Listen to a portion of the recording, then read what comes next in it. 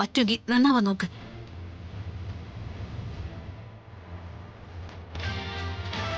വാ രാജു.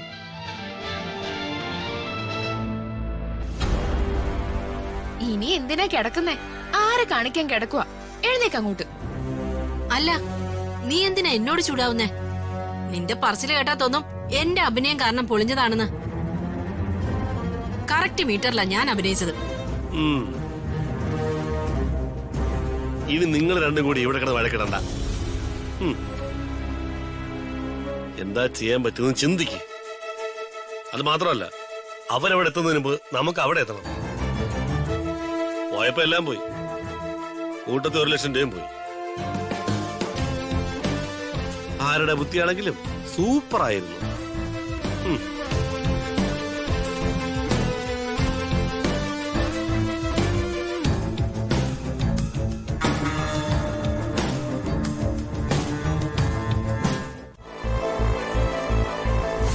കുട്ടി, ഞാനൊരു സ്കിൻ ഡോക്ടർ അല്ല. I M A gynaecologist. കുട്ടിയുടെ വെർജിനിറ്റി ടെസ്റ്റ് ചെയ്യാൻ വേണ്ടിട്ടാ. അതിന് ഇഞ്ചക്ഷൻ എടുക്കണം. നീ കുറെ കാലം രാജുവിന്റെ വീട്ടില് അവന്റെ മുറി തന്നെയല്ലേ കഴിഞ്ഞത്? അവനൊരാണും നീയൊരു പെണ്ണും തന്നെയല്ലേ? എത്ര തവണ ഒന്നും സംഭവിച്ചിട്ടില്ലെന്ന് നീയോ അവനും പറഞ്ഞാലും അതൊക്കെ വെറും പച്ച കള്ളമല്ലാന്ന് എന്താ ഇത്ര ഉറപ്പ്? രാജു, രാജു, രാജു, നിന്റെ ചെവി എന്താ പൊട്ടിപ്പോയോ? രാജു, എന്താ മേഡം? അപ്പോ നിന്റെ ചെവിക്ക് കുഴപ്പമൊന്നുമില്ലല്ലോ. മൈക്കൊന്ന് സൈഡിലേക്ക് നിർത്തിക്കേ രാജു. ശരി മേഡം.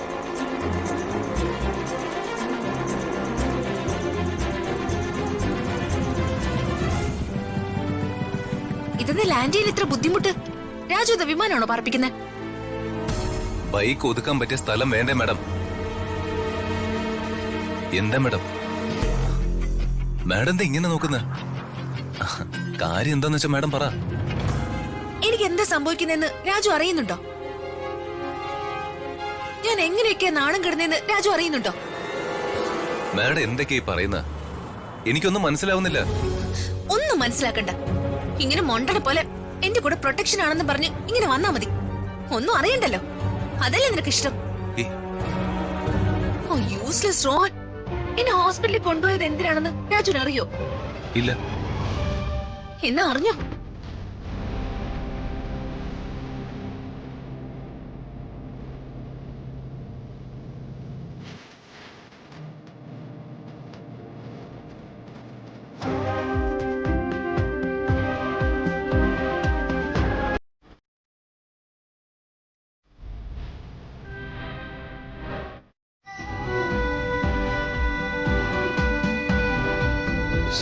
ഇഡിയറ്റ്. ഇവനൊക്കെ എന്താ ചെയ്യണ്ടേ? അല്ല, അവനെ കുറ്റം പറഞ്ഞിട്ട് എന്താ കാര്യം? ആർക്കും തോന്നാവുന്ന ഒരു സംശയം അവനും തോന്നി. അത്രേ ഉള്ളൂ. കല്യാണ നാടകം സെറ്റ് ചെയ്തപ്പോ ഓർക്കണമായിരുന്നു ഇങ്ങനെയൊക്കെ വരുമെന്ന്. ഓരോന്നൊക്കെ ചെയ്തു വെക്കുമ്പോ ഓർക്കില്ല അതിന്റെ ആഫ്റ്റർ എഫക്റ്റ് ഇങ്ങനെയൊക്കെ ആയിരിക്കുമെന്ന്. രാജു എന്റെ മനസ്സിനെ കുത്തി നോക്കിയാണോ? അല്ല മാഡം, മാഡത്തിന് ഇങ്ങനെ ഒരു അപമാനം ഏറ്റതിന്റെ സങ്കടം കൊണ്ട് ഞാൻ പറഞ്ഞു പോയതാ.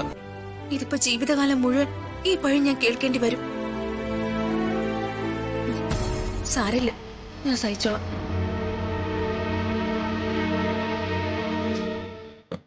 സോറി മാഡം, ഞാൻ മാഡത്തെ മനഃപൂർവ്വം വേദനിപ്പിക്കാൻ വേണ്ടി പറഞ്ഞതല്ല.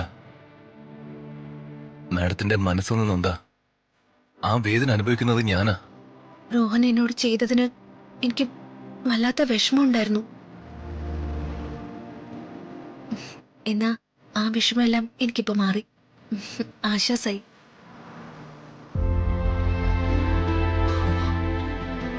എന്തായാലും മാഡത്തിന് എന്റെ വക ഒരു സ്പെഷ്യൽ താങ്ക്സ് ഉണ്ട്. ആ രമ്യ വിരിച്ച വലയിൽ നിന്ന് എന്നെ രക്ഷപ്പെടുത്തിയന് ഒരുപാട് നന്ദി മാഡം. അങ്ങനെയാണെങ്കിൽ ഞാനും ഒരു കെട്ട് നന്ദി പറയണ്ടേ? ഏതെല്ലാം കുരുക്കളിൽ നിന്നാ രാജുവിനെ രക്ഷിച്ചത്? എവിടെയൊക്കെ വയ്യാവേലികളുണ്ടോ അവിടെയൊക്കെ ചെന്ന് വീഴാൻ ബഹുമിടിക്കല്ലേ എന്റെ മുമ്പിൽ നിൽക്കുന്ന ഈ ഭവതി. ഭവതിയോ? ആ ഭവതി.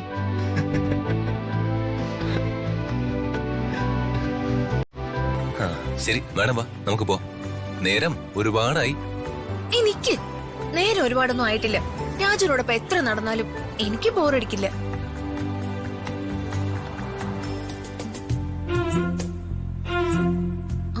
രാജു എന്താ ആലോചിക്കുന്നേ? മാഡം, ആ റോഹൻ മാഡത്തെ ഹോസ്പിറ്റലിൽ കൊണ്ടുപോയത് എന്തിനാണെന്ന് തൽക്കാലം വർമ്മ സാർ അറിയണ്ട.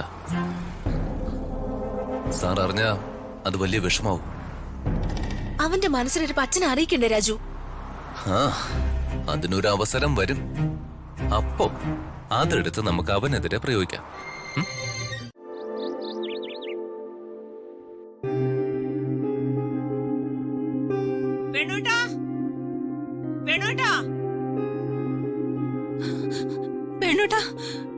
നീ എന്തിനാടി പുറത്ത് കിടന്ന് കൂണ്? മുട്ടയിട്ട കോഴി കൊക്കുമ്പല കൊക്കൊന്ന്. വേണുട്ടാ, നമ്മുടെ രുക്മിണിയില്ലേ, ആ. അവൾ ആശുപത്രിയിലാന്ന്. എന്ത് പറ്റി ആശുപത്രിയില്? എന്ത് കാര്യത്തിന്? ഹാർട്ട് അറ്റാക്ക് ആന്ന്. ദൈവമേ, എന്നിട്ട് വല്ല കുഴപ്പമുണ്ടോടി? ഞാൻ എങ്ങനെ അറിയാനാ? വാ, നമുക്ക് ഹോസ്പിറ്റലിലേക്ക് പോവാം. ആ, നീ വേഗം റെഡിയാവാൻ നോക്ക്. ആ, ശരി. ആ. അവിടെ ഇപ്പൊ താലികെട്ടിന്റെ സമയമായിരിക്കും. അതിനിടയ്ക്ക് ഇവരങ്ങോട്ട് ചെന്ന എല്ലാം കുളമാവല്ലോ ഈശ്വര. വിടരുത്.